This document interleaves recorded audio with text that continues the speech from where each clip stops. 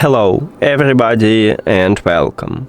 In this video I'm going to show you how to disconnect your headphones JBL TUNE 770 from your iPhone.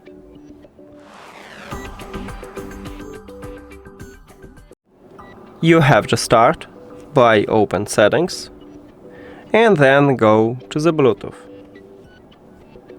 At the device list, click the information icon near to your headphones.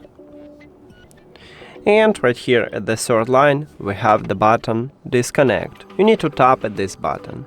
But before I tap on it, I will tell you the difference between Disconnect and Unpair.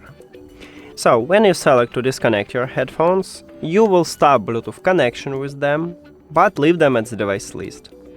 And if you select to unpair your headphones, you will totally remove headphones from your phone.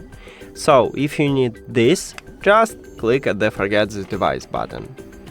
But let's disconnect them. So disconnect, and as I tell you, I just stop Bluetooth connection with these headphones, but still have them at the device list, and I can easily reconnect them by just tap on them. That's it. Thank you for watching this video. If you found it helpful, please consider subscribing to channel and leave the like on the video. See you later!